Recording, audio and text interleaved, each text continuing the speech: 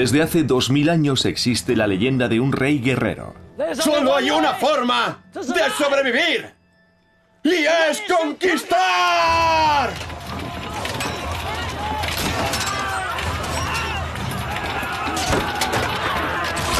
Fue el fundador de un poderoso país, China.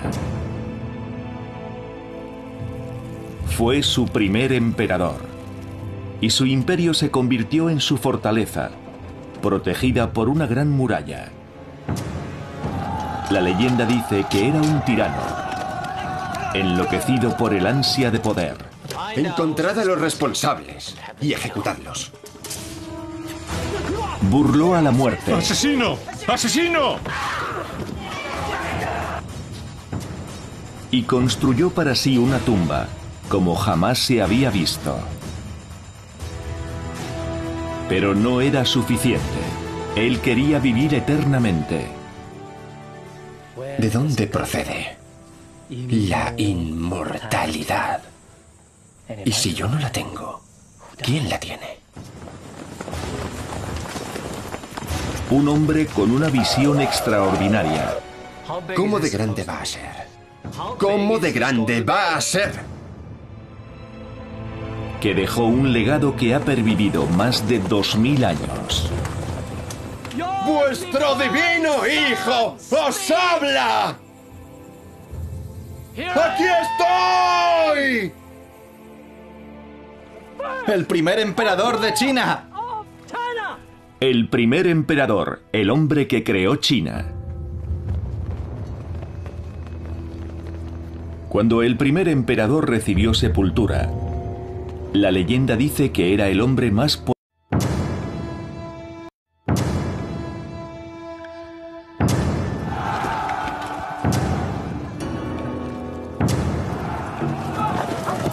Desde hace 2000 años existe la leyenda de un rey guerrero. ¡Solo hay una forma de sobrevivir! ¡Y es conquistar!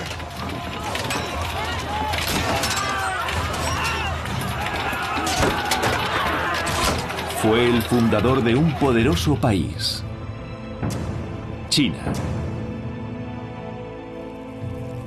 Fue su primer emperador, y su imperio se convirtió en su fortaleza, protegida por una gran muralla. La leyenda dice que era un tirano, enloquecido por el ansia de poder. Encontrad a los responsables y ejecutadlos. Burló a la muerte. ¡Asesino! ¡Asesino! Y construyó para sí una tumba, como jamás se había visto. Y esa leyenda se ha mantenido durante más de 2000 años.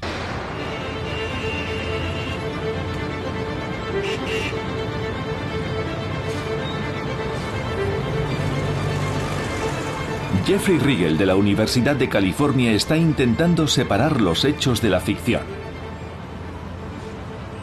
Ha venido a China a examinar los últimos descubrimientos sobre el primer emperador y a desvelar una de las mayores leyendas de la historia del mundo.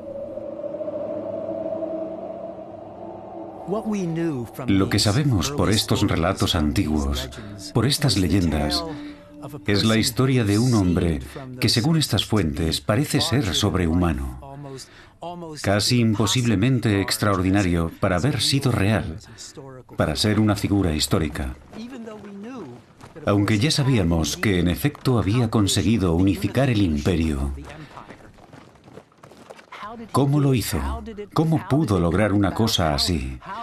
¿Cómo pudo existir un personaje histórico tan descomunal? ¡Aquí estoy! ¡Oh cielos! ¡Vuestro divino hijo os habla! La vida del emperador ha sido un misterio durante 2 milenios. La única información detallada existente procedía de un documento escrito compilado 100 años después de su muerte, el Siji, los registros del gran historiador Suma Qian, la piedra angular de la leyenda. Vemos al primer emperador desde muchos ángulos diferentes. y podemos recrear al primer emperador desde el punto de vista de sus altos funcionarios, de los que intentaron asesinarle, de los reyes que combatieron contra él, incluso de la gente normal de la calle. Es todo un mundo lo que Suma Qian recreó para nosotros. Pero durante 2000 años, lo único que hemos tenido ha sido este texto. Hasta que en 1974 unos arqueólogos encontraron los guerreros de terracota. El hallazgo asombró al mundo. Y el mayor descubrimiento arqueológico del siglo XX se convirtió en el primer testimonio físico real que respaldaba la leyenda.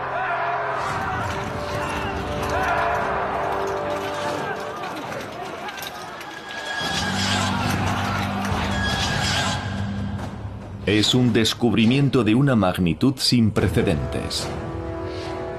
Se habían encontrado figuras de terracota en otros yacimientos funerarios, pero nunca a esta escala. Nunca de tamaño natural, ni tan increíblemente detallados. Y jamás un ejército entero. Si un individuo pudo llevarse a la tumba primero 6.000 figuras, y después 7.000, y finalmente hasta 8.500, y a día de hoy siguen apareciendo, y realmente no sabemos cuántas figuras se crearon, empezamos a entender que sí, que había algo de verdad en esas historias. Es algo así como encontrar la verdadera Camelot, solo que, por supuesto, 1000 veces, 10.000 veces más interesante, más detallado y más fascinante. Pero este gran ejército no es más que el principio. Los investigadores han descubierto hasta ahora más de 180 fosas diferentes. Y siguen excavando. Y cuanto más desentierran, mayores son las riquezas que promete la pieza central del tesoro, la cámara funeraria del emperador. Durante 2000 años todo lo que se podía ver era un inmenso montículo de tierra, tan alto como las mayores pirámides de Egipto. Ahora el profesor Jeffrey Riegel espera que nuevas técnicas de arqueología experimental desvelen los secretos de la tumba y revelen por fin la verdad que se oculta tras la leyenda del emperador. Por primera vez, los arqueólogos están sondando el montículo y Riegel espera encontrar la respuesta a incógnitas muy antiguas. ¿Está allí abajo realmente la tumba del emperador? ¿Habrá sido saqueada? ¿Y contendrá, como dice la leyenda, ríos y mares de mercurio?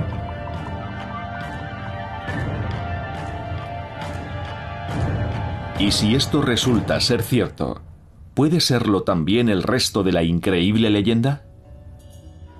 Si alguien pudo construir un complejo funerario de esas dimensiones, de esa magnitud, entonces sí, de repente todo esto empieza a parecer posible.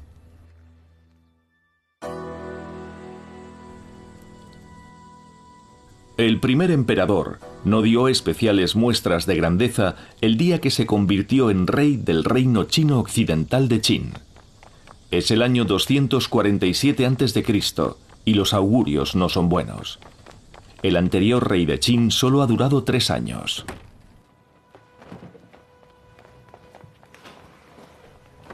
Majestad, el rey ha muerto. Larga vida al rey. El rey Jin Yen solo tiene 13 años y los tiburones ya describen círculos a su alrededor hambrientos de poder. En el centro está su propia madre. Mi querido niño, lo siento mucho, pero ahora debes ser fuerte. La reina tiene un antiguo amante, el consejero del anterior rey, Lu Buwei. Estamos aquí para ayudarte. Majestad, Sería un honor para mí servirte como primer ministro. No hablemos de esas cosas esta noche. Pero debes nombrar a tu tío Lu Wei primer ministro lo antes posible. Todos pensamos que es lo mejor.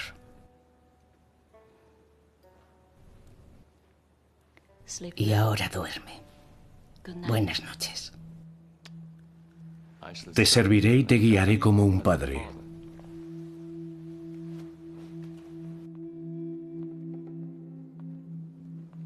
Conseguirás que lo haga mañana, ¿verdad, querida? Sé paciente. ¿Por qué deberíamos esperar? Ha llegado nuestra hora de gobernar. Solo necesito su nombramiento.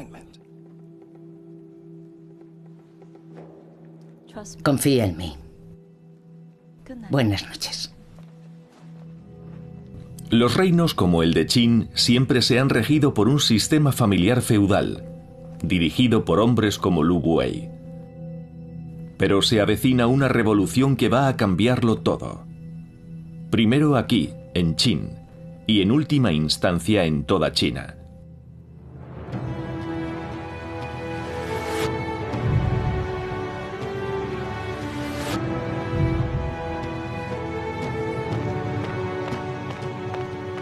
La revolución será provocada por un joven funcionario llamado Li Si. Pocos meses antes de que Jin Jian se convirtiera en rey, Li Si llega a su corte en busca de trabajo. Pero quien hace y deshace en la corte es el amante de la reina, Lu Wei, ahora primer ministro.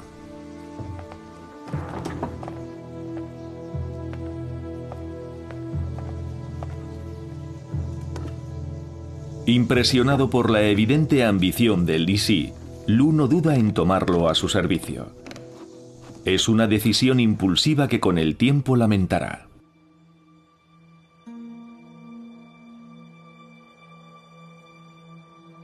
El joven estudioso tiene muy claro cómo funcionan aquí las cosas y cómo puede hacer carrera. No esperaba encontrar ratas en un palacio real. Pero pensándolo bien, ¿por qué no? Son criaturas simples que buscan comida fácil y están condicionadas por el miedo. Controla la comida y el miedo y controlarás a la rata.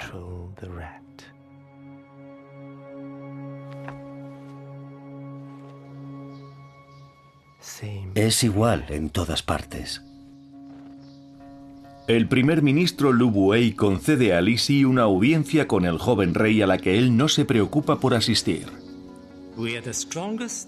Seremos el estado más poderoso entre los 4 mares si aprovechamos nuestra fuerza y las debilidades de nuestros enemigos.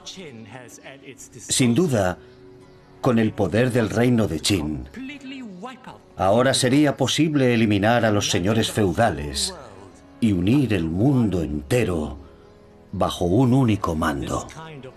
Una oportunidad así, mi señor, solo se presenta una vez cada 10.000 años. Y el destino rara vez crea a un hombre lo bastante grande para aprovecharla. Pero creo que ese gran gobernante eres tú, mi señor, y el momento es este. Li Si despierta en Jin Jian la conciencia de su verdadero poder. Solo necesita el coraje y la decisión para utilizarlo. Y eso es lo que va a hacer durante la siguiente década.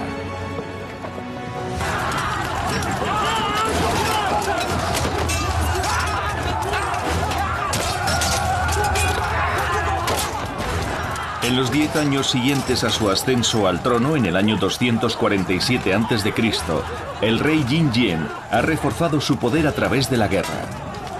Combate por su vida y por un sueño: forjar una nueva nación. China.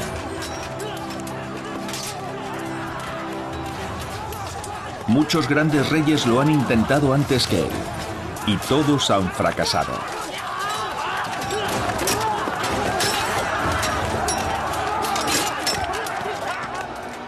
Pero esta vez va a ser diferente. Porque Jin Jian es diferente.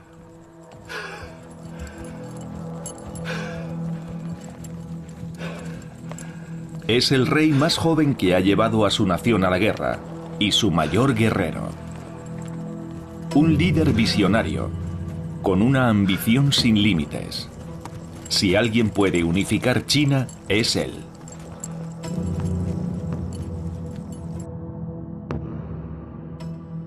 En la China antigua existen 7 reinos combatientes. 6 de los 7 están debilitados por las interminables guerras, mientras que uno sigue creciendo a sus expensas, el reino de Qin.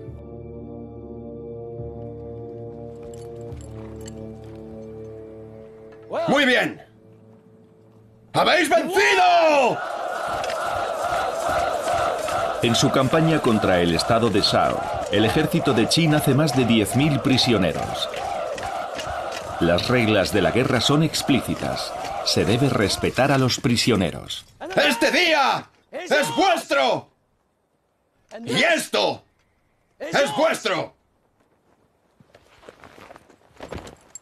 Pero custodiar a los cautivos habría entorpecido su campaña. ¿Queréis saber qué se hace con esto?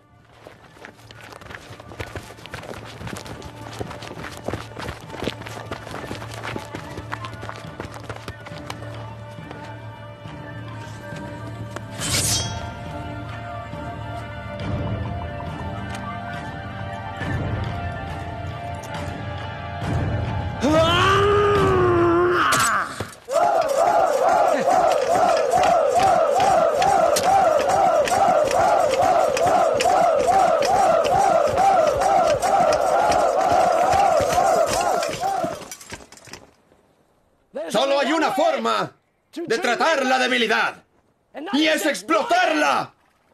Solo hay una forma de que Qin sobreviva, y es la conquista. Los 10.000 soldados de Shao prisioneros son ejecutados. Y Jin Jian ha mostrado cómo será la construcción de su imperio. Sangrienta, implacable y totalmente dependiente de su ejército. Durante 2000 años nadie ha sabido cómo era realmente aquel ejército. Pero ahora podemos verlo congelado en el tiempo.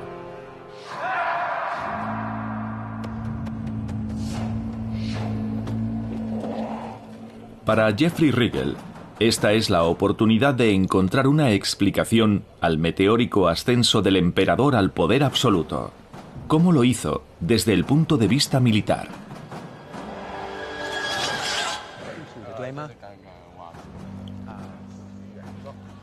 Hoy acompaña a Riegel el Dr. Yuan, que ha dedicado toda su carrera al estudio de estas enigmáticas figuras y del poder militar del primer emperador.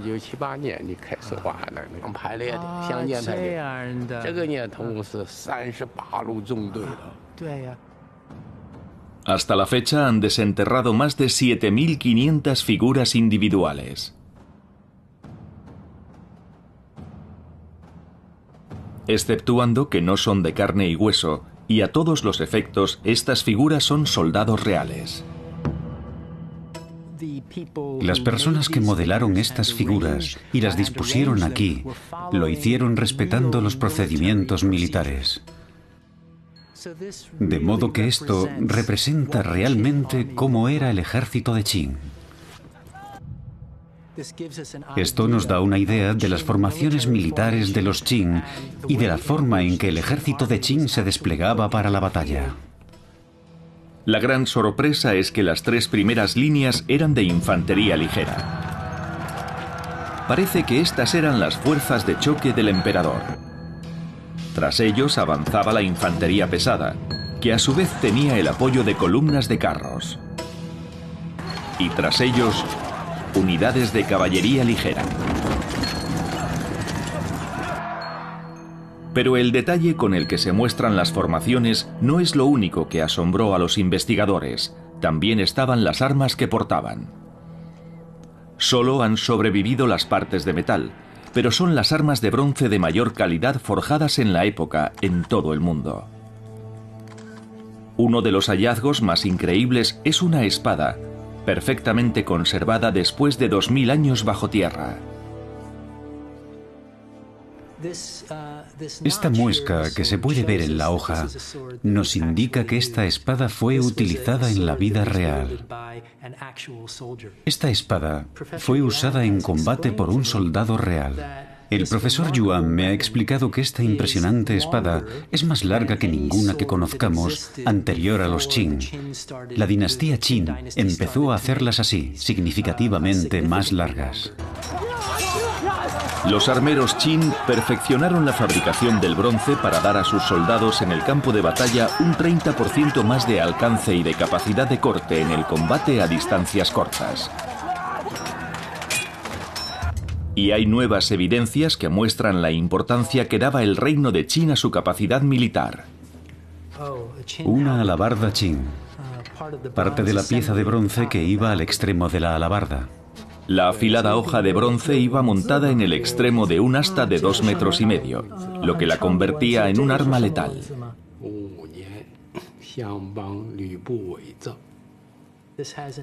Tiene una inscripción.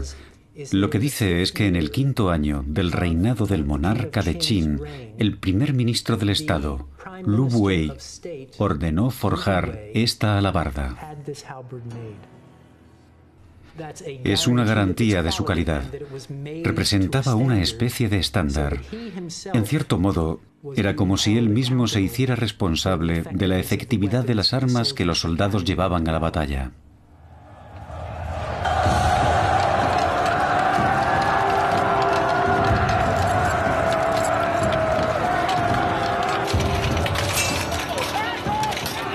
El ejército de Qin, bien entrenado, altamente motivado, equipado con las mejores armas y mandado por un rey implacable y ambicioso, era la máquina perfecta para la conquista.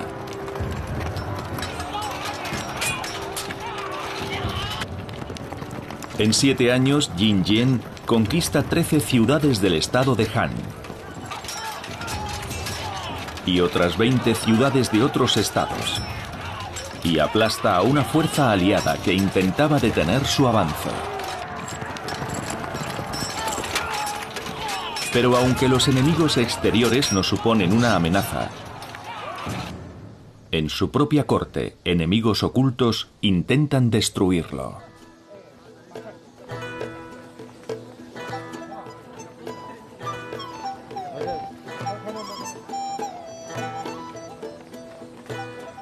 Según la historia oficial, la celebración de la mayoría de edad de Jin Jian a los 20 años es un momento decisivo.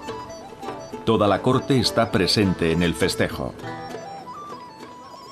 Pero no todo el mundo presta atención al espectáculo. La reina tiene un nuevo favorito. Es el marqués Lao Ai.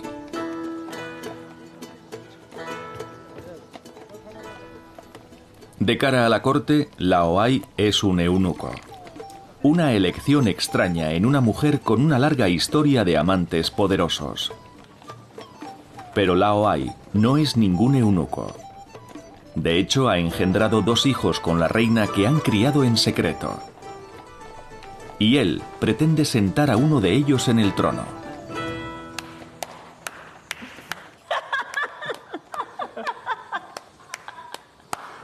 Pero el rey tiene sospechas sobre su madre y su amante supuestamente secreto.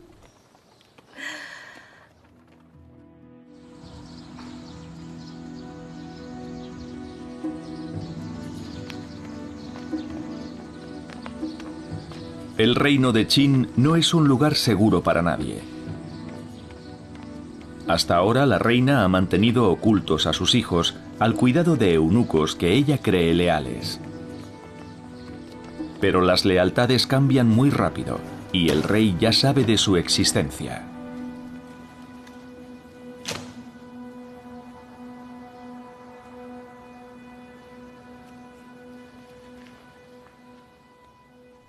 Hola. Hola. Hola.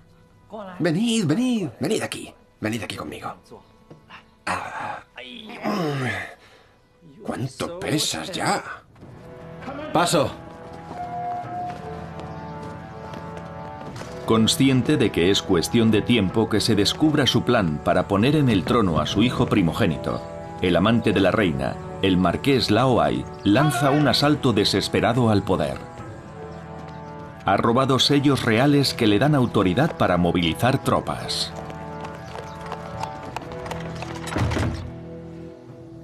¿Crees que de mayor serás un buen rey? Sí. Los dos niños están condenados. Son una grave amenaza para el rey.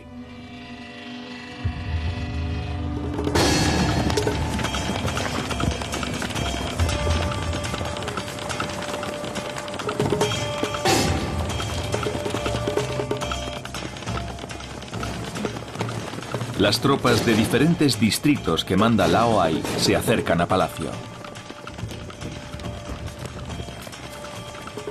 Sabe que su única posibilidad de éxito es atacar por sorpresa al rey, cuando el palacio está menos protegido, y apoderarse del trono.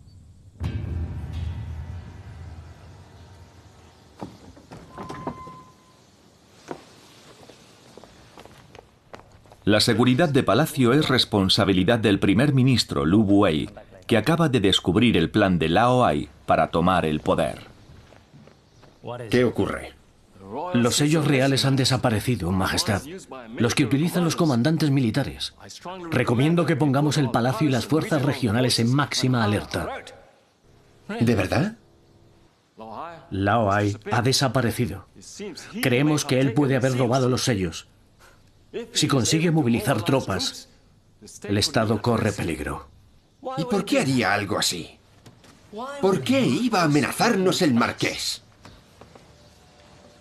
¿Qué podría esperar conseguir? No lo sé, Majestad. ¿Qué haría un eunuco con el trono? Aunque lo consiguiera, ¿a quién iba a dejárselo? Los eunucos no tienen descendencia, ¿no es así, Lu Buwei? Excepto que, por supuesto, este sí la tiene. 2 pretendientes al trono por cortesía de mi madre. Así que un eunuco. Ahora, si no te importa, tenemos una rebelión que aplastar.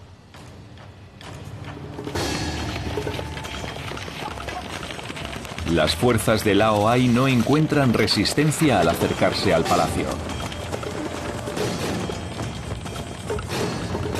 Pero les han tendido una trampa y van a meterse solos en ella.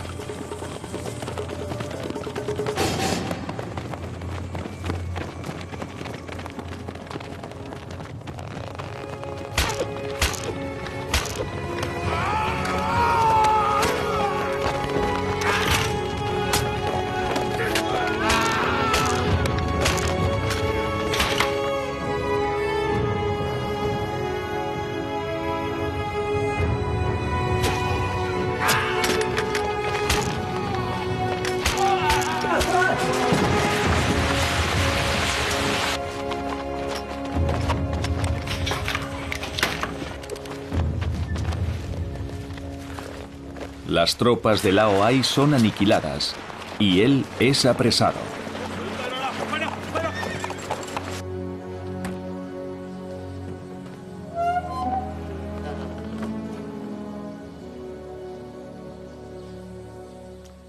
Dice que lo ha hecho por ti. ¿Lo has ejecutado? No, todavía no. Creo que deberías venir a despedirte de tu adorado señor Lao antes de que dispongamos de él. No permitiré que mis pequeños lo vean. Por supuesto que no, madre. Solo tú. Los niños pueden quedarse. Vamos, madre.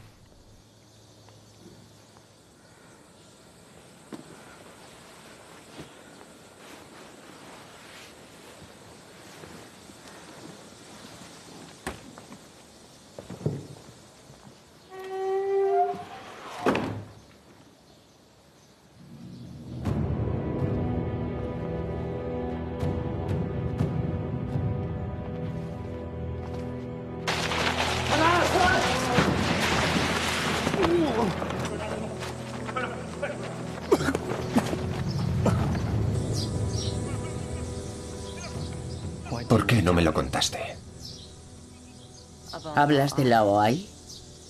Hablo de Lao Ai, de Lu Buey. No soy la primera reina que tiene un amante. Has hecho más que eso, madre.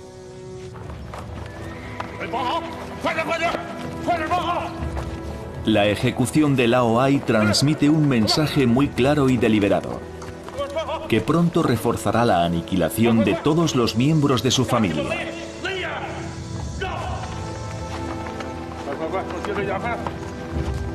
Empezando por los más peligrosos.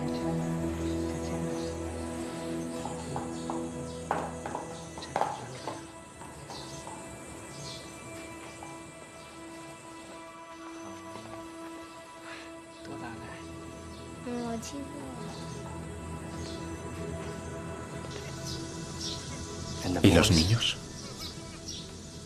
Lao Ai sabía que los verías como a una amenaza. No lo son. Ya no.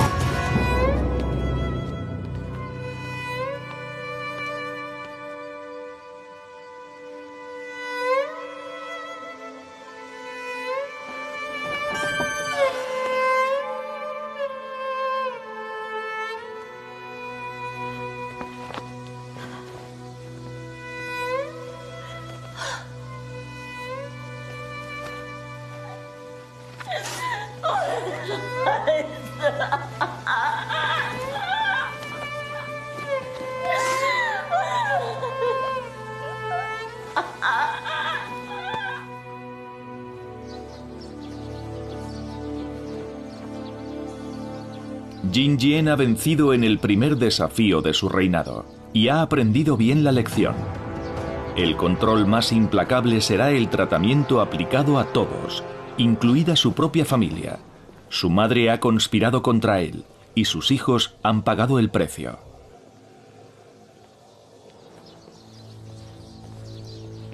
Ahora Jin Jien va a añadir a su primer ministro y a su propia madre a su larga lista de víctimas. Lu Buey es condenado a muerte por no haber sabido proteger a su rey. Pero hay un lazo secreto que une a los dos hombres. ¿Vas a implorarme clemencia, Lu Buey? Sí. Para tu madre. Quizá debería haber pensado un poco mejor con quién se acostaba. Entonces tú no estarías aquí.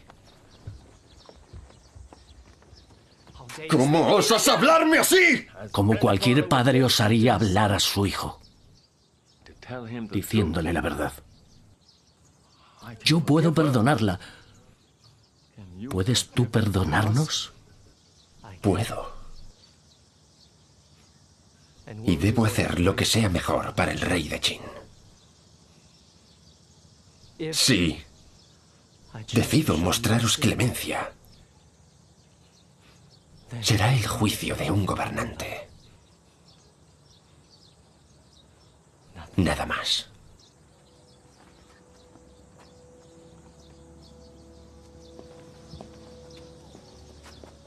El primer ministro no volverá a ver al rey su hijo, ni a la madre del rey. El emperador perdona la vida a sus padres, pero en menos de un año, Lu Buei, quebrantado y caído en desgracia, se quita la vida. Entre bastidores aguarda el que ha sido su protegido, el estudioso Li Si. Él será el nuevo poder oculto tras el trono que perfeccionará una ideología totalitaria para implantarla en una China unificada. Para el año 227 a.C., el reino de Qin se ha anexionado 3 de los estados independientes de China, como un gusano de seda devora una hoja. El pánico se extiende ante el avance de su temible máquina de guerra. El estado de Yen es el siguiente en el punto de mira, y saben que no podrán hacerle frente. Yen envía una misión diplomática a la corte de Qin. Su objetivo, detener la ofensiva a cualquier precio. Llevan ofrendas de paz al rey Jin Jian. La primera es un mapa de las conquistas de los Qin, que sin duda halagará al rey. El segundo regalo es la cabeza de un general Qin renegado, ofrecida como señal de que Yen no dará protección a los enemigos de Qin. Pero los hombres que portan los regalos no son diplomáticos. Son asesinos profesionales. Y ninguno de los dos espera salir con vida de esta misión.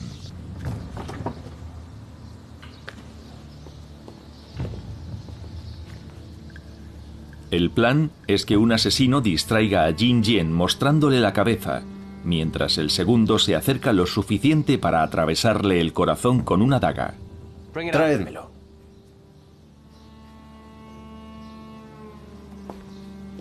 El primer asesino mantiene la sangre fría. Pero su cómplice está paralizado por el miedo. Tráeme su regalo y que él espere fuera. Va a tener que actuar solo.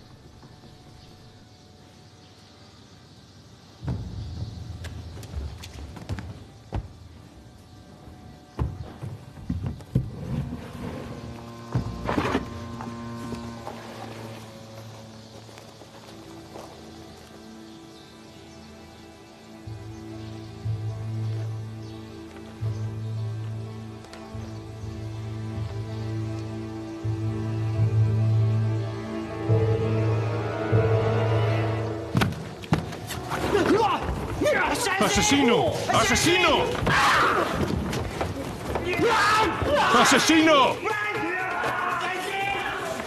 ¡El rey! ¡Asesino!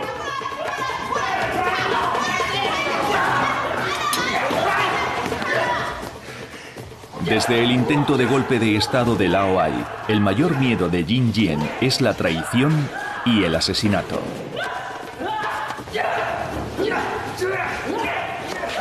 Ahora nadie en la corte puede ir armado, excepto él.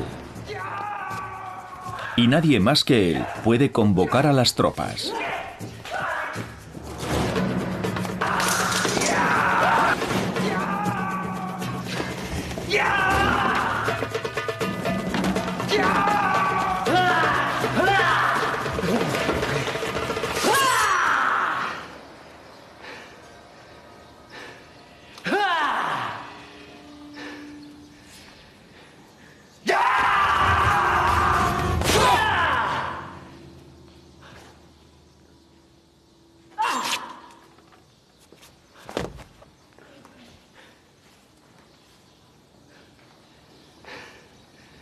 El nuevo sistema de seguridad de Jin Jian ha fracasado.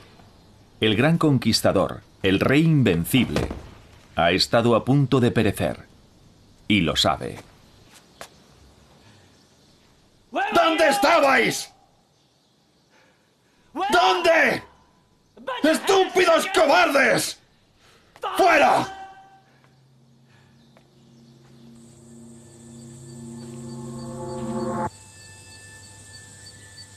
A partir de ese momento la paranoia empieza a crecer en la mente de Jin Jian.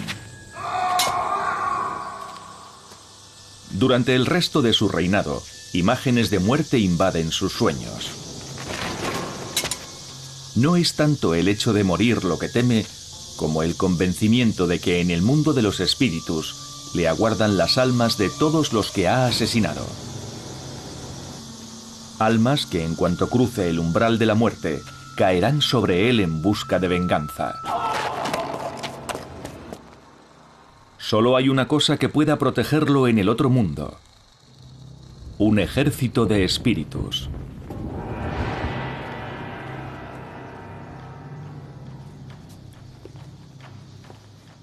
Desde el momento en que se convirtió en rey, Jin Jian ha estado planificando su propia muerte.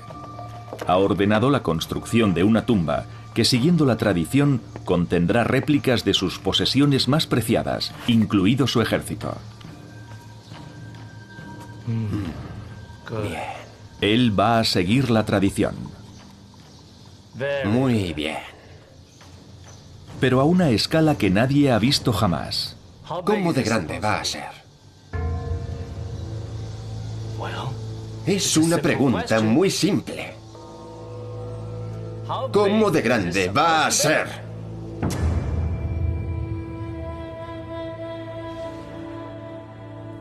Uno de los rasgos más increíbles del ejército de terracota son sus dimensiones. No solo por el número de soldados, sino por su tamaño. Cada figura mide 1,80 m. Un ejército de gigantes para las proporciones de la época.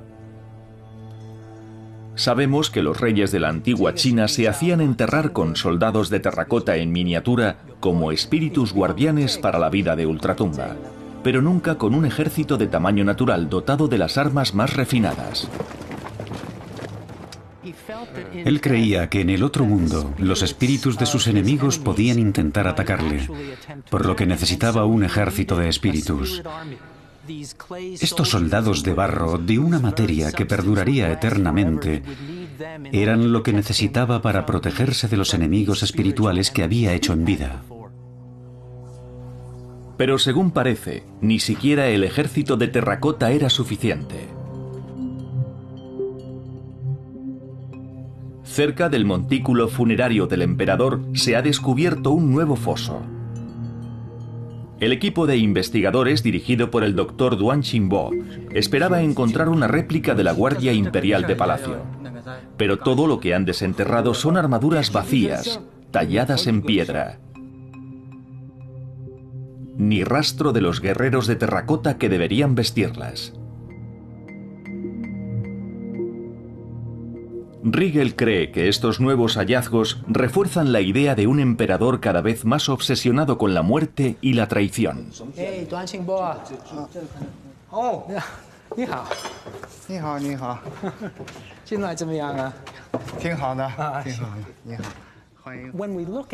Si consultamos los textos históricos chinos, no encontramos ningún precedente ni mención de armaduras de piedra. Y de hecho, la teoría del señor Duan y de sus colegas es que el enterramiento de armaduras de piedra pudo tener algo que ver con los rituales funerarios dedicados a los espíritus de los soldados muertos. De aquellos que habían sufrido muertes violentas y cuyos cuerpos habían sido despedazados o se habían perdido y no habían podido recibir sepultura adecuadamente. No habían tenido, según una antigua expresión china, una muerte feliz.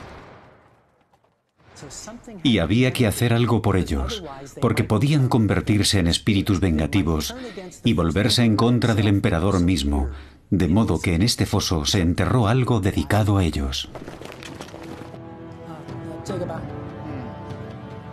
El equipo del Dr. Duan ha encontrado más de 200 armaduras de piedra solo en esta pequeña fosa. Pero esta excavación no es más que un extremo de un yacimiento tan grande como el de los guerreros de terracota. Decenas de miles de armaduras de piedra se enterraron para los espíritus de los soldados despedazados en combate.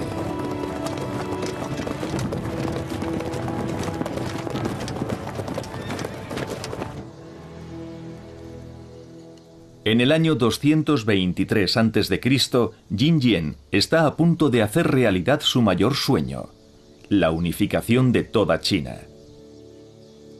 Ya solo le quedan por conquistar 2 de los 7 reinos combatientes. El mayor de ellos, el reino de Chu, es el gran enemigo a derrotar. Pero la máquina guerrera de Qin se ha detenido.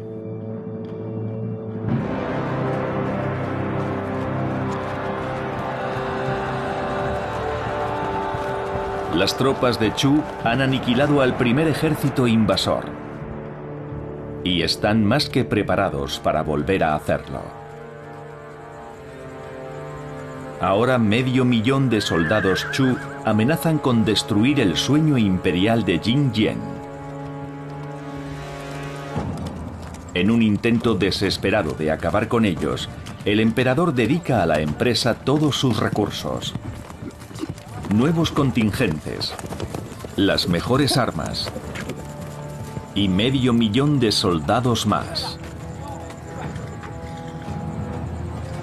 El ejército Qin parece estar preparado para un largo asedio del reino de Chu. Ahora 2 grandes ejércitos aparentemente equilibrados se encuentran frente a frente y el destino de China está en juego. El factor que finalmente inclinará la balanza en favor de los Qin se puede ver en los restos del ejército de terracota.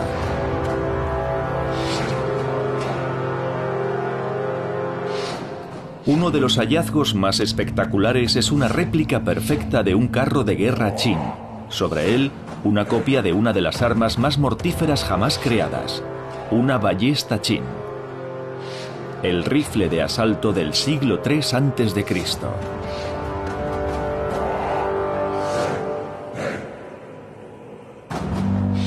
No existe ninguna pieza original funcional, pero el experto en armas Mike Loads ha construido una a partir del modelo chino.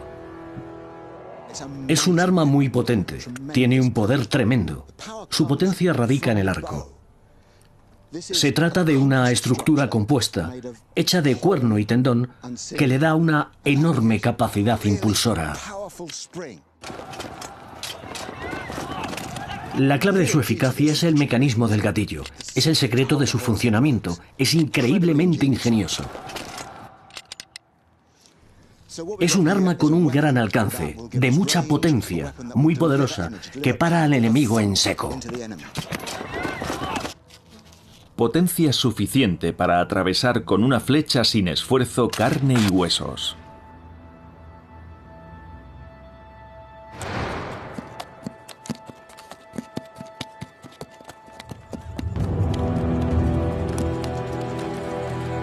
Es el año 223 a.C.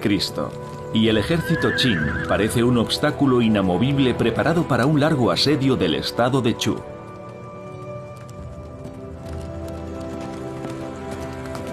Los generales del ejército de Chu reconsideran los riesgos de su posición avanzada y deciden replegarse a líneas más fácilmente defendibles.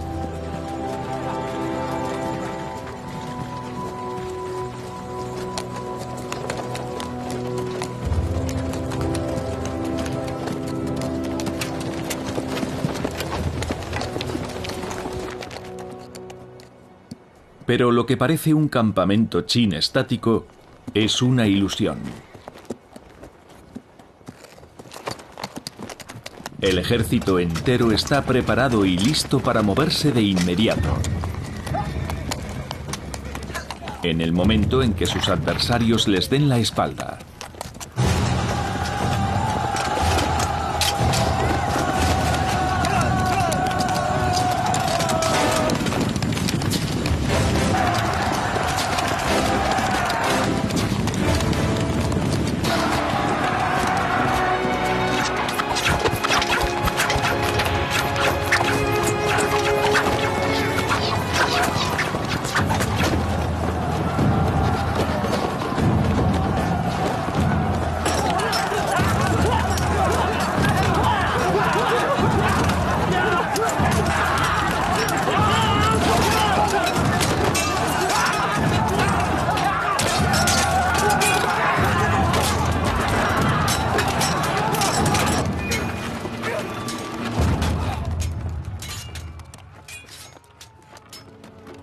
El último gran obstáculo que separa a Jin Jian de su sueño imperial ha sido finalmente aplastado.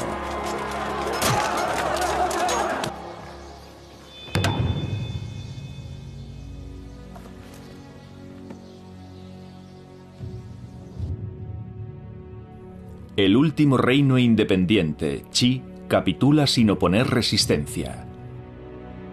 En el año 221 a.C., el rey ha alcanzado su meta. Qin ya es China.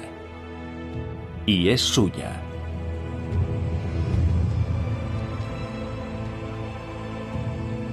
A los 34 años, Jin Jian es coronado con un velo de estrellas, que simboliza la divinidad del primer emperador de China.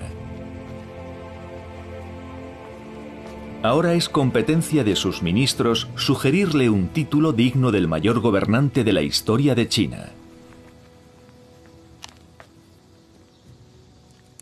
Majestad, antiguamente existían el soberano celestial, el soberano terrestre y el gran... ¿Acaso no soy el primer gran emperador soberano, augusto señor de toda China?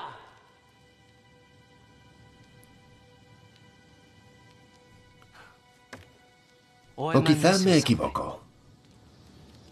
Majestad, nos inclinamos ante tu inspiradora visión. Que así sea. Y mi hijo será el segundo emperador divino. Y su hijo el tercero. Y así, durante 10.000 generaciones. Majestad. Se hizo llamar Qin Shi Huangdi. Traducido literalmente significa el primer dios augusto de Qin. Se consideraba a sí mismo no solo como una figura deificada, sino como un iniciador, un creador, el fundador de un linaje eterno.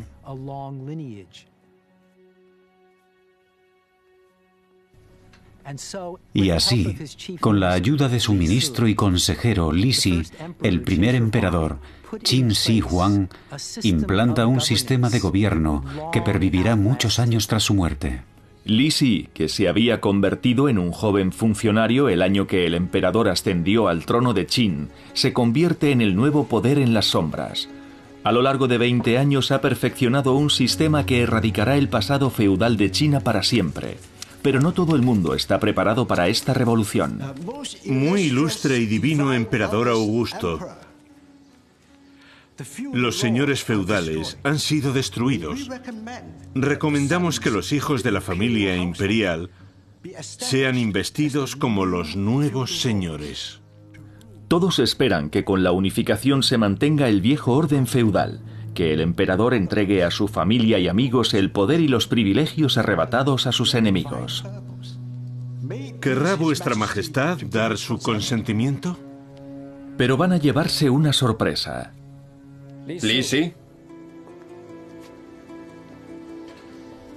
Li Si es el único que ha interpretado correctamente el nuevo orden político, porque es él quien lo ha creado.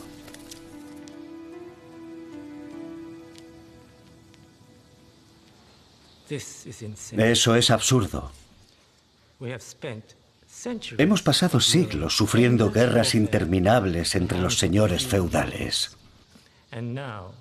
¿Y ahora que por fin hemos acabado con ellos, queréis crear más de lo mismo? Pero estos eran miembros de la familia imperial. Exacto. La única fuerza en 1000 años que ha sido capaz de traer la paz ha sido el poder divino del emperador.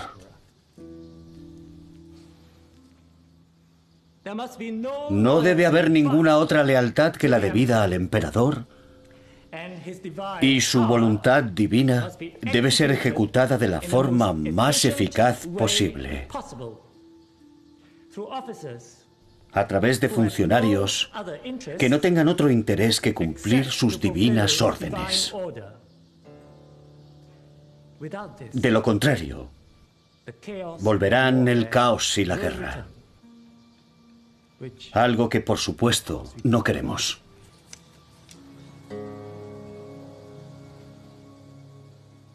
Excelente.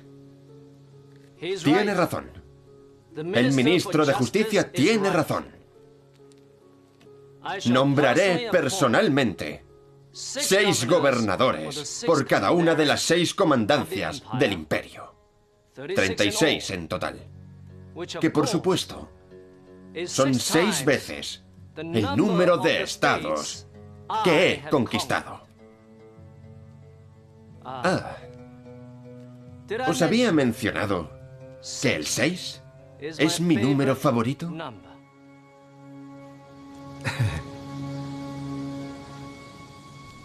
La filosofía totalitaria de Lisi recibe el nombre de legalismo. Y existen pruebas que demuestran hasta qué punto era totalitario el nuevo régimen. Rule Starks está descifrando una serie de textos legales hallados en la tumba de un funcionario de bajo rango en los lejanos confines del nuevo imperio. Los textos enumeran las normas que gobernaban hasta el último detalle de la vida diaria de todos los súbditos y los castigos por su transgresión. Si estudiamos las penas aplicadas según el sistema legal Qin, castigos físicos como la mutilación, el tatuaje, por ejemplo, tatuajes en el cuerpo, en la cara, amputación de partes de los miembros, se encontraban tradicionalmente entre los castigos más severos. Por ejemplo, aquí hay una provisión que dice que si hay 2 personas que, según el texto, han fornicado, se les debe enviar al mercado, que es una forma más suave de decir que serán decapitados en la plaza del mercado. Así que, incluso hasta la vida privada.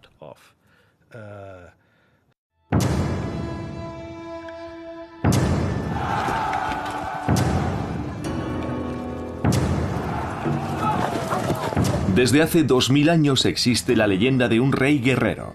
¡Solo hay una forma de sobrevivir! ¡Y es conquistar!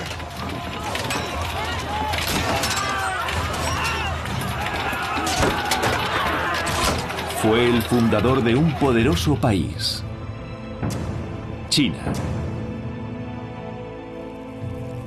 Fue su primer emperador, y su imperio se convirtió en su fortaleza, protegida por una gran muralla. La leyenda dice que era un tirano, enloquecido por el ansia de poder. Encontrad a los responsables y ejecutadlos. Burló a la muerte. ¡Asesino! ¡Asesino! Y construyó para sí una tumba, como jamás se había visto. La frontera norte de la China civilizada ha sido atacada por tribus nómadas.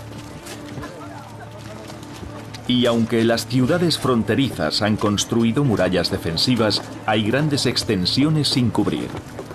Ahora eso va a cambiar.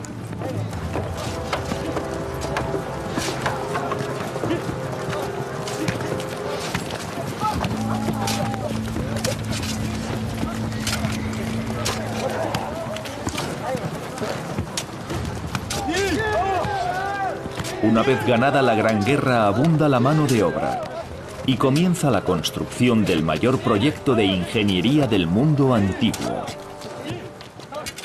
Una muralla continua e inexpugnable que protegerá el imperio.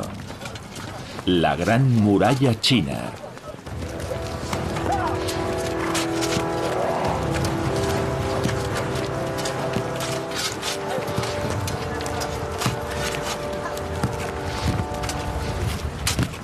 Construida a base de capas de tierra compactada, alcanza una altura de 9 metros y tiene una longitud de casi 5.000 kilómetros.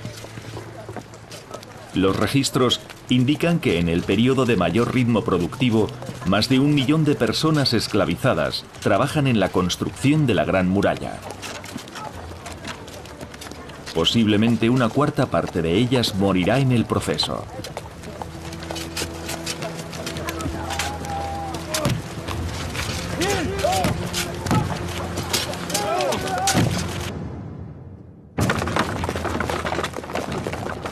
Las necesidades de mano de obra del emperador siguen aumentando.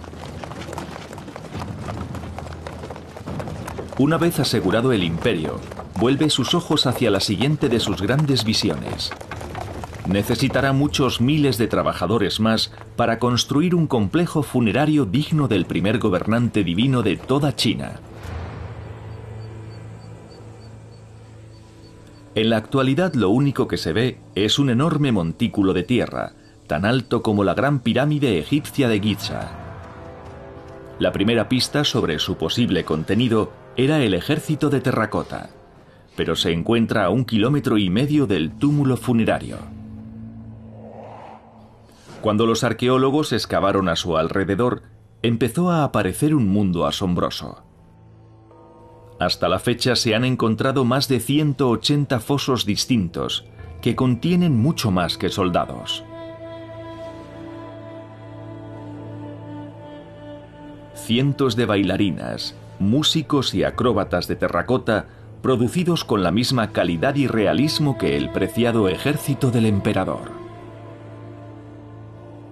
Y los artistas imperiales, liberados del trabajo de construir armas, crearon aves perfectas para los lagos artificiales de jardines subterráneos. Y quizá el artefacto de bronce más exquisito jamás hallado. Una réplica a escala de la carroza imperial, para transportar al soberano a su mundo subterráneo.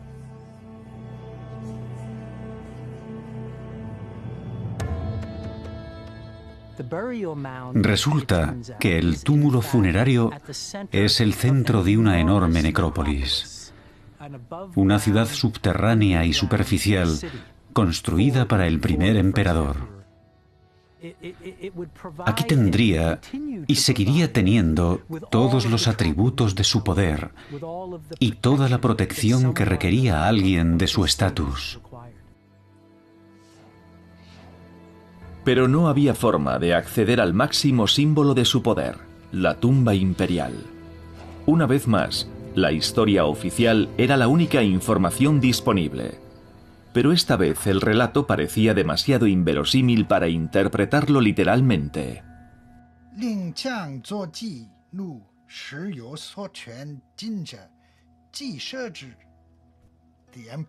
El emperador envió más de 700.000 convictos para que excavaran 3 ríos subterráneos y los llenaran de bronce.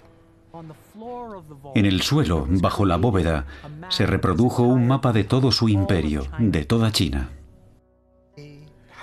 Hizo que sus artesanos incrustaran piedras preciosas en el techo para representar el firmamento, el cosmos. Los ríos, los mares, según el texto, se llenaron de plata líquida, de mercurio.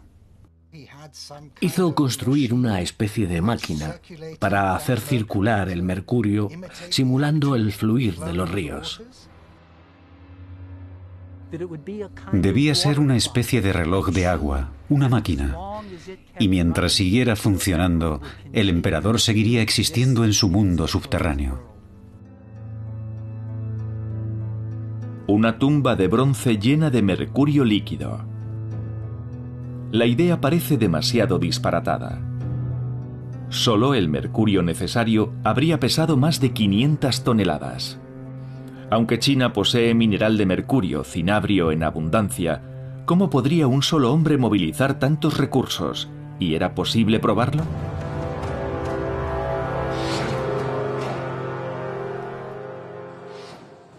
La tumba del primer emperador de China llevaba sellada más de 2000 años. Pero había una forma de entrar. Mediante una combinación de técnicas que incluyen radares de penetración terrestre, mediciones de resistencia eléctrica y perforaciones, el equipo de investigadores de Duan Qingbo ha conseguido producir un modelo tridimensional de la totalidad del complejo. Empezando por los muros exteriores de la necrópolis.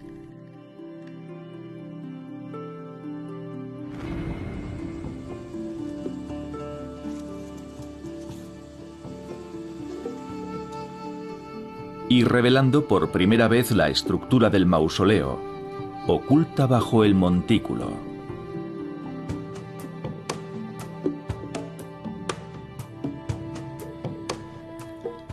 La primera sorpresa fue que el túmulo parece ocultar una enorme pirámide dividida por dos pasajes que conducen hasta la tumba desde el este y el oeste.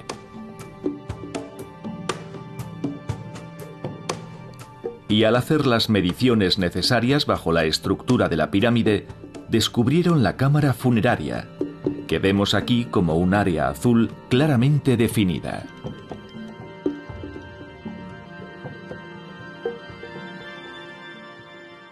Un espacio subterráneo que ha permanecido herméticamente sellado durante más de 2000 años. Tiene las dimensiones aproximadas de un campo de fútbol, y aunque al principio la pirámide parecía una estructura sólida cerrada que cubría la tumba, en realidad la superficie exterior del techo de la cámara funeraria se encontraba a cielo abierto. O lo estuvo hasta que fue cubierta por 1 millón de toneladas de tierra hace 2000 años.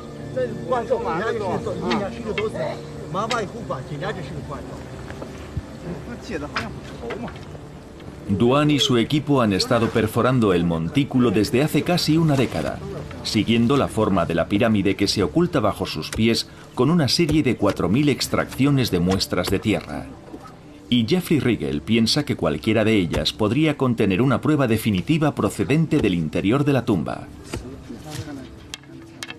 Porque si alguna contuviese mercurio, a lo largo de los siglos el vapor del mercurio podría haberse filtrado a través del techo a la tierra que lo cubre, y Rigel espera que sea posible detectarlo.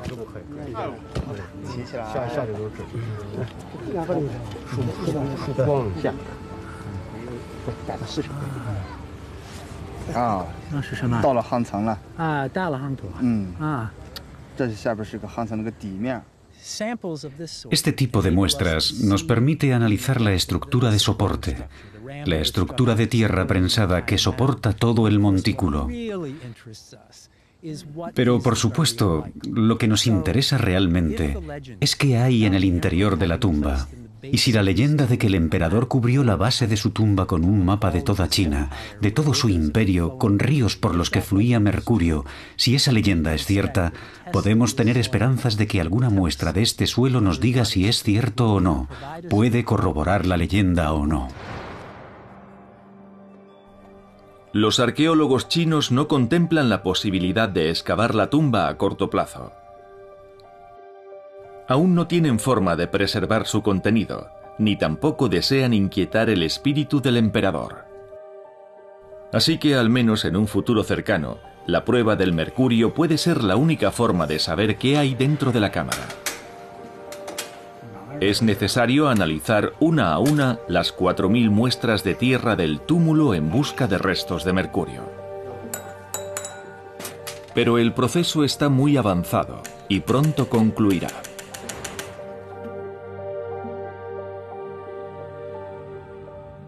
En el año 219 a.C., la construcción de la tumba está muy avanzada.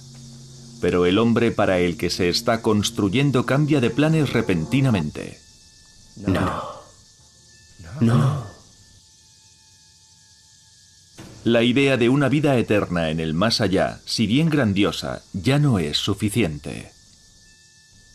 Viviré para siempre. Voy a vivir para siempre.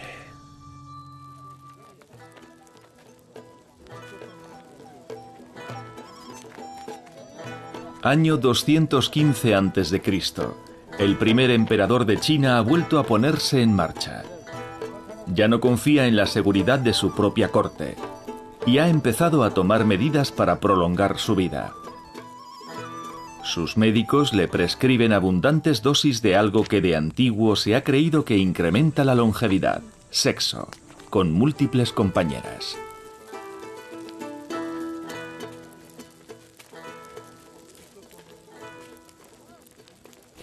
Pero su nuevo médico de confianza, Su Fu, le ha sugerido algo más químico. Una sustancia asociada con la eternidad que se considera idónea para la tumba del emperador. Y que Xu Fu espera que lo mantenga lejos de esa tumba indefinidamente, si lo consume. Esa sustancia es el mercurio. ¿Lo has conseguido? Sí, Majestad. ¿Funcionará? Majestad, todos los alquimistas del mundo coinciden en que el mercurio está estrechamente relacionado con el incremento de la longevidad. ¿Cuánto incremento? Mi señor, como ocurre con el sexo, con la aplicación apropiada puede ayudar mucho. Pero cuánto tiempo más puede alargar la vida es algo que nadie sabe. Entonces, ¿qué es?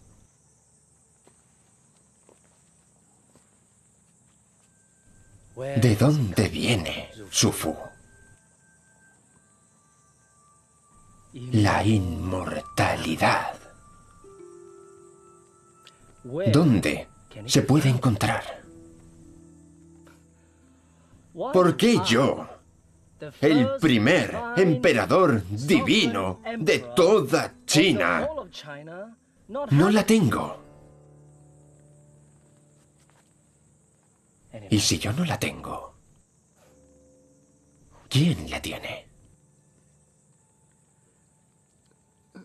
Mi señor, las leyendas hablan de un lugar donde viven los inmortales.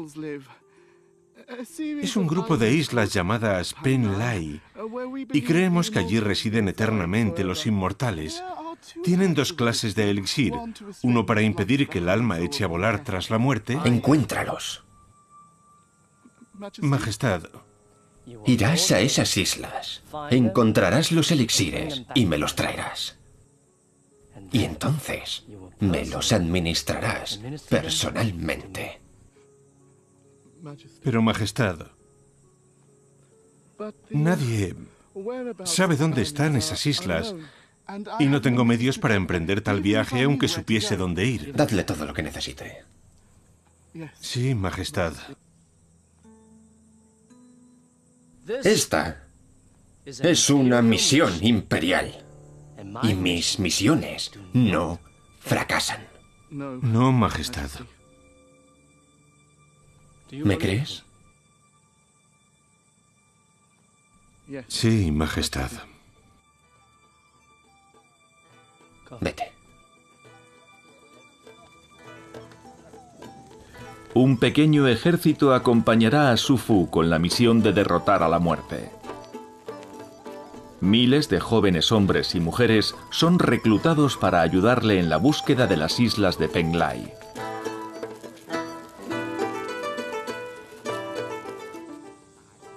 El emperador empieza a tomar las primeras píldoras de mercurio.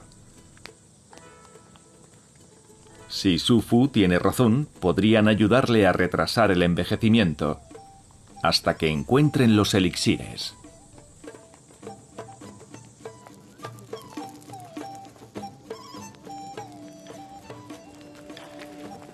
Pero los grandes gobernantes rara vez mueren de causas naturales.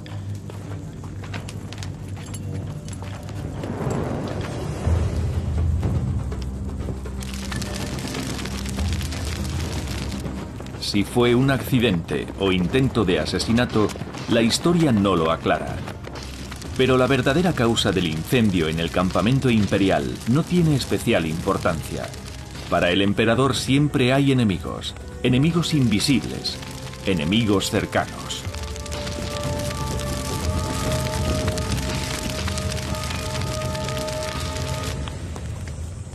Cada vez se retira más en su propio mundo, cediendo más y más poder a los que están cerca del trono.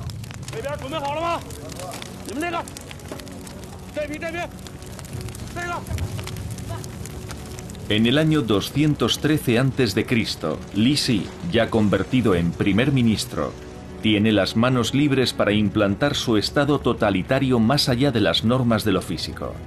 Ahora decide que es necesario controlar las ideas. La libertad de pensamiento se debe suprimir y comienza con un acto de perversa destrucción. Bibliotecas enteras de rollos de bambú son pasto de las llamas. Solo se guarda una copia de cada texto agrícola o médico en el archivo imperial. Todo lo demás debe ser destruido.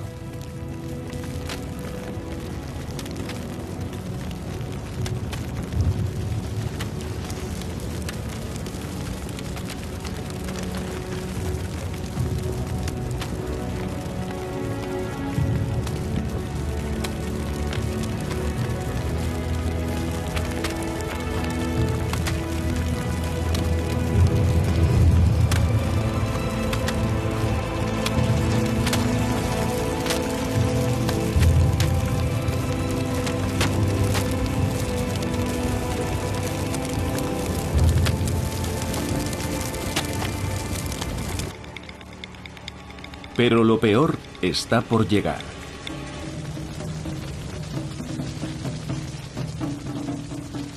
Los que intentan esconder sus obras son apresados a miles, marcados a fuego en la cara y condenados a trabajar hasta la muerte. La mayoría de ellos en la Gran Muralla. Y los que siguen rebelándose son enterrados vivos.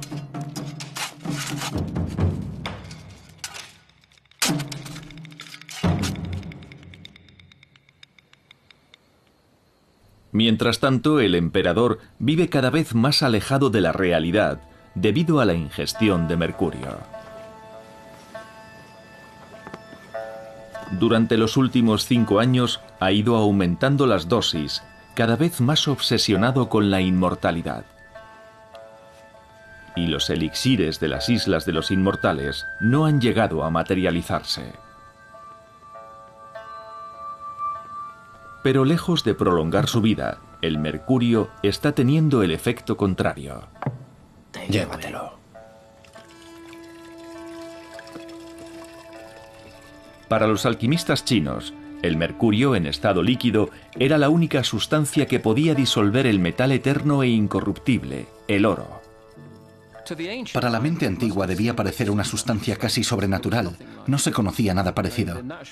Se sentirían naturalmente inclinados a pensar que tenía algún poder, que quizás si uno lo ingería podría absorber sus propiedades mágicas e incluso contribuir a prolongar la vida. Pero no en forma líquida. El mercurio puro no puede ser absorbido por el cuerpo humano. Por ello, los alquimistas chinos elaboraban compuestos solubles para que fuesen fácilmente digeribles. Y esto es lo que se cree que el emperador estuvo tomando durante años.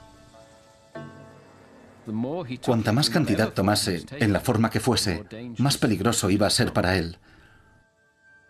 Según el organismo va absorbiendo más y más mercurio, empieza a atacar el sistema nervioso. Al principio aparece un ligero temblor, que va empeorando cada vez más, pero el daño más grave se produce en el cerebro. Primero uno se vuelve locuaz, luego se muestra ligeramente agresivo, algunos se vuelven muy beligerantes, se obsesionan con que les observan, y finalmente se sumen en una paranoia absoluta. Esto viene de Ganyu.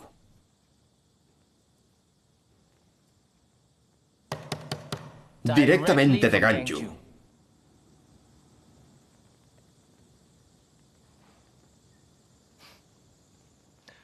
¿Cómo han sabido dónde estoy? ¿Eh? Cualquiera que revele dónde está el emperador es instantáneamente condenado a muerte.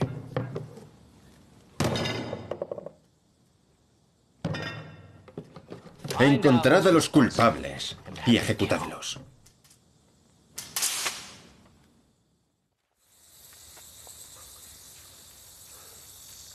Siete años después de emprender la búsqueda de la inmortalidad, el mercurio está empezando a envenenar tanto el cuerpo como la mente de Qin Shi Huangdi. Entre otras cosas, sus riñones están empezando a fallar. Sabe que se le acaba el tiempo y ya solo puede volverse hacia un lugar en busca de salvación.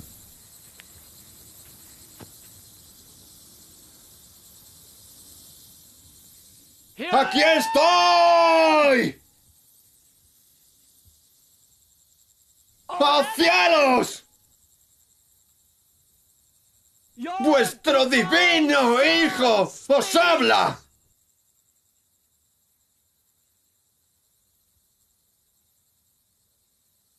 ¿Lo veis? ¡El mundo está al fin unido! Yo borro la duda y establezco la ley. Castigo el desorden y llevo la paz a los 4 confines de la tierra. Ahora, todo bajo el sol y las estrellas obedece a una sola mente, la mía. Todos guiados por una sola voluntad, la mía.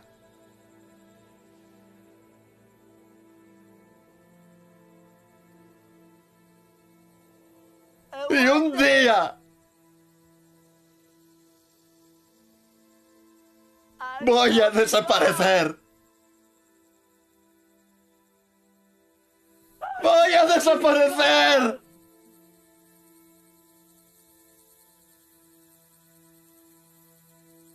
¡Voy a desaparecer!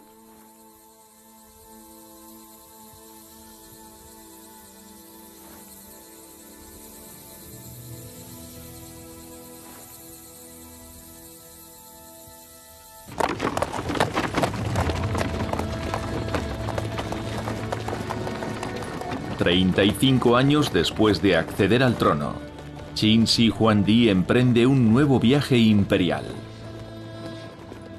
Pero este es diferente. Lo que antes era una nación próspera y poderosa, hoy es una tierra en decadencia. Debido a los grandes proyectos del emperador, nadie trabaja la tierra. Se extiende la hambruna y nadie puede hacer nada.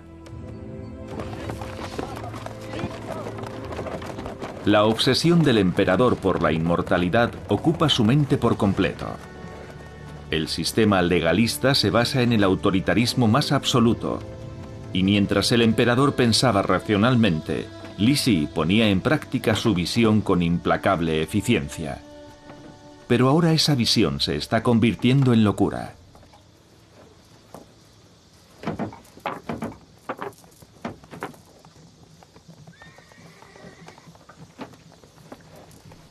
Li Si.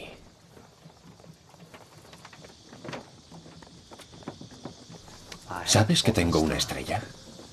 El último capricho del emperador es un meteorito caído del cielo en una provincia lejana. Para Qin Shi Huangdi es una señal de que su llamada a los cielos ha sido escuchada. ¿Sabes lo que significa? No, Majestad. Esto es un mensaje divino. No habrá nada después de Qin Shi Huangdi. Majestad. No supondrás que voy a morir sin más. Por supuesto que no. Estamos buscando los elixires de Penglai. Su Fu ha fracasado, ¿no lo sabías? No regresó. Envié a mis espías en su busca, pero ¿sabes lo que me dijeron? Que no pudieron llegar a las islas porque les cortó el paso una raza de peces gigantes. Majestad, removeremos el cielo y la tierra. No pasa nada. Li Si, he tenido un sueño sobre un dios del mar con forma humana.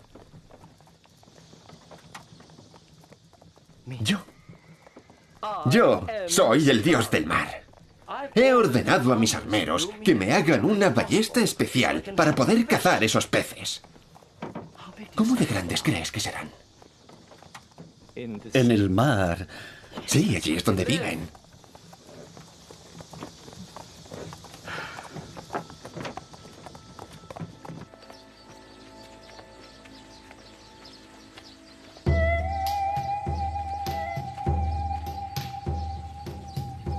Adelante, soldados. Según el registro histórico, el emperador llegó a la isla de Sifu, en la costa de China, en el 10º mes del año 210 a.C.,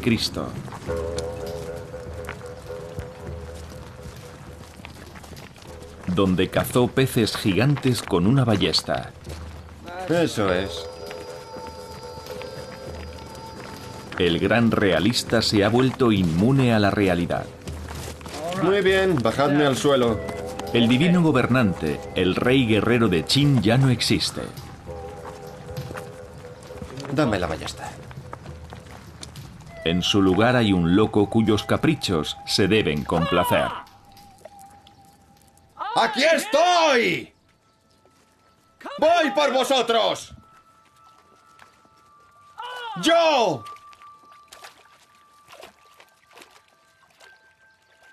¡Soy el primer emperador soberano de toda China! ¡El emperador Qin Shi Huangdi! Y yo os ordeno que dejéis pasar a mi gente.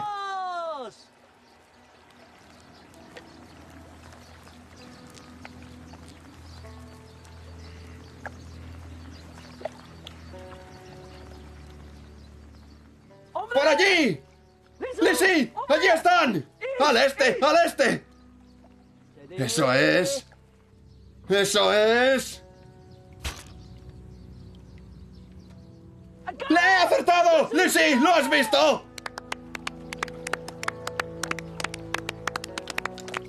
Mientras el emperador juega en su propio mundo, sus consejeros planean el futuro de su imperio, para cuando su cuerpo envenenado corra la misma suerte que su mente. ¡Wow! ¡Dos! ¡Dos! ¡Lizzie! Saben que no falta mucho.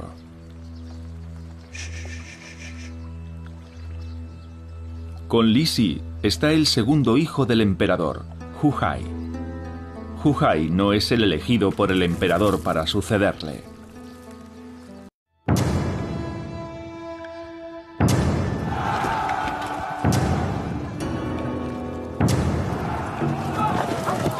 Desde hace 2000 años existe la leyenda de un rey guerrero. ¡Solo hay una forma de sobrevivir! ¡Y es conquistar!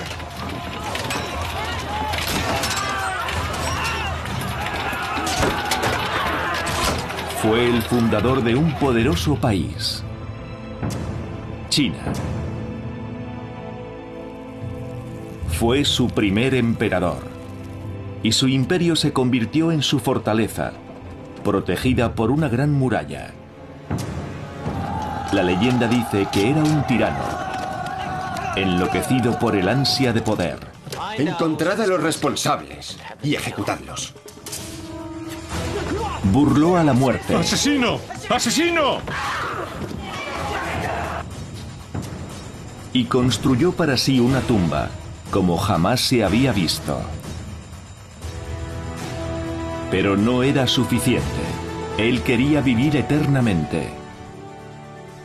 ¿De dónde procede la inmortalidad? Y si yo no la tengo, ¿quién la tiene? Un hombre con una visión extraordinaria. ¿Cómo de grande va a ser? ¿Cómo de grande va a ser? Que dejó un legado que ha pervivido más de 2000 años. ¡Vuestro divino hijo os habla! ¡Aquí estoy! ¡El primer emperador de China! El primer emperador, el hombre...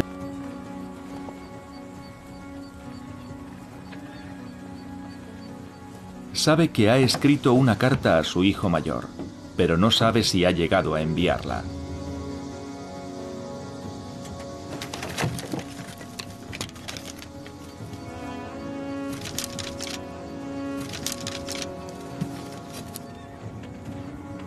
Tiene suerte. La carta sigue allí.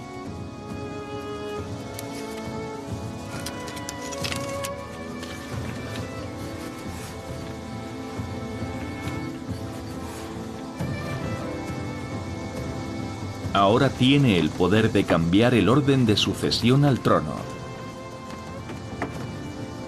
y poner al imperio de rodillas.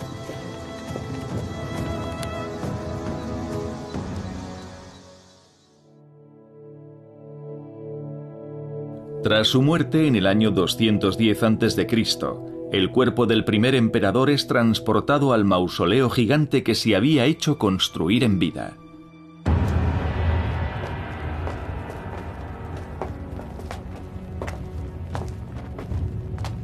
Y una vez que Qin Shi Huangdi, el hombre más poderoso de la Tierra, descansa en su sepulcro, trasladan sus últimos objetos preciosos al interior de la inmensa tumba para colocarlos a su lado.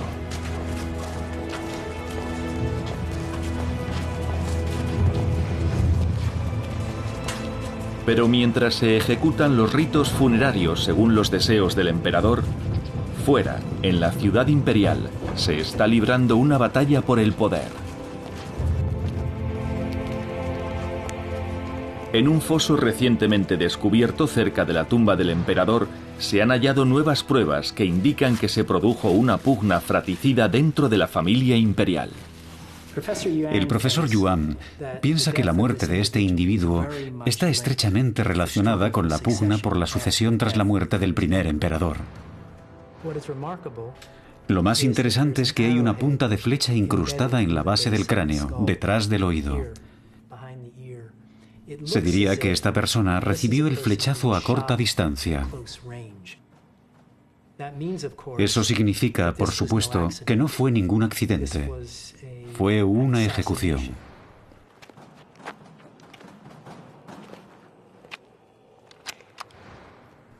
Según la tradición, el sucesor debería haber sido el hijo primogénito del primer emperador, pero varios miembros de la corte conspiraron para que un hijo más joven del emperador fuera quien le sucediese en el trono.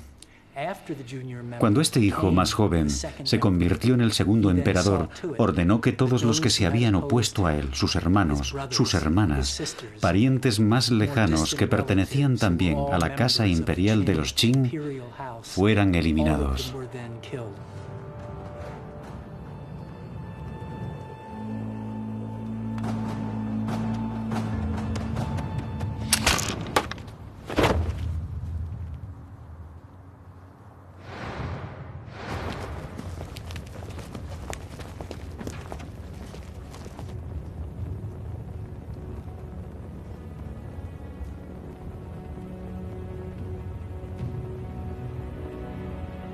El emperador está preparado para el viaje final. Y no va a emprenderlo a solas.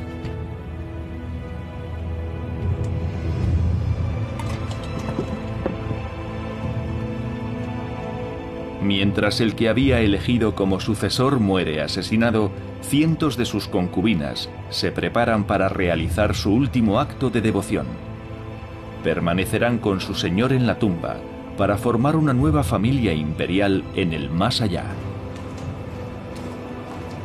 Pero mientras los soldados de terracota montan guardia ante la tumba del emperador, en el exterior soldados de carne y hueso libran batallas reales. Ha estallado la rebelión.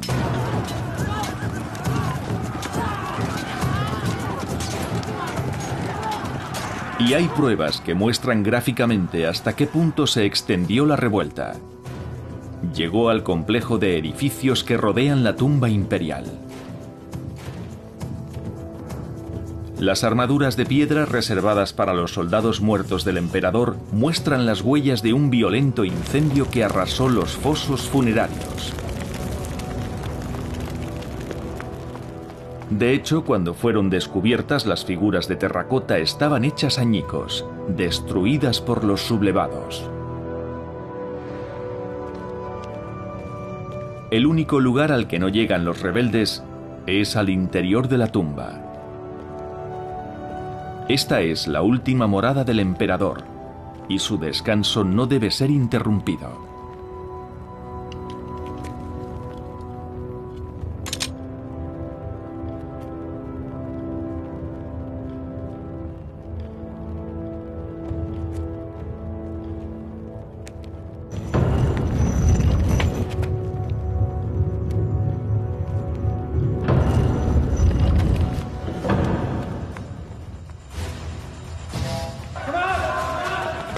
Desde mucho antes, estaba decidido que no solo se llevaría con él a sus concubinas y a su ejército de terracota, sino también a los diseñadores y arquitectos, a los ingenieros y constructores de la tumba.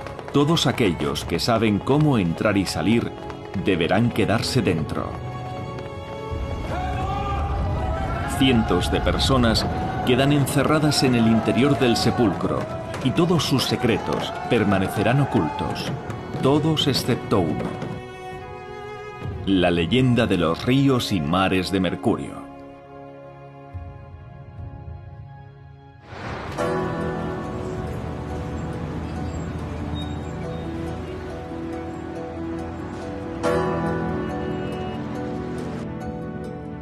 Las 4000 muestras de tierra extraídas del túmulo funerario del primer emperador han sido analizadas y examinadas en la Universidad de Pekín en busca de restos de mercurio. Ahora el doctor Jeffrey Rigel va a ver lo que podría ser la mayor revelación desde el descubrimiento de los guerreros de terracota.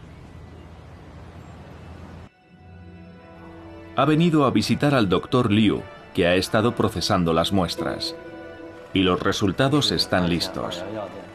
La primera noticia es que hay restos de mercurio en concentraciones muy elevadas. Y no se encuentra en cualquier lugar. Cada punto rojo representa una perforación. Los círculos blancos indican dónde hay restos de mercurio, y los círculos azules representan las concentraciones más altas. Y todos ellos se encuentran sobre el recinto de la tumba, como dijeron los historiadores antiguos, dispuestos formando un mapa de su imperio. Esto forma un mapa tremendamente interesante. Esta concentración de aquí corresponde a Bohai, el mar que sabemos que visitó el primer emperador en su búsqueda de la inmortalidad. Y esta concentración del sur y suroeste corresponde a los grandes pantanos, los grandes humedales del suroeste y el río Yangtze. Es asombroso ver cómo se confirma tan claramente, ver una correspondencia tan evidente y tan exacta entre unas mediciones científicas y una antigua leyenda.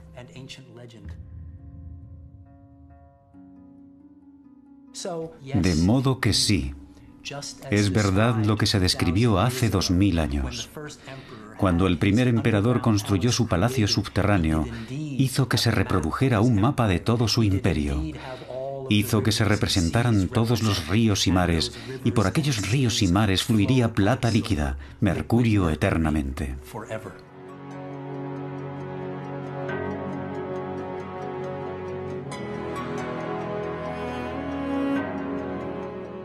Qin Shi Huangdi dejó un legado como no se había visto hasta entonces, ni se ha vuelto a ver después. Una nación unificada por primera vez, con un lenguaje escrito único que se sigue utilizando. Un sistema administrativo que ha sobrevivido hasta el día de hoy. Y una gran muralla que sigue alzándose en las fronteras de su reino. Pero sobre todo, Qin Shi Huangdi fue el creador de la idea de China. Un pueblo y una tierra unidos. Quizás su sueño de inmortalidad se cumplió al fin y al cabo. ¡Aquí estoy!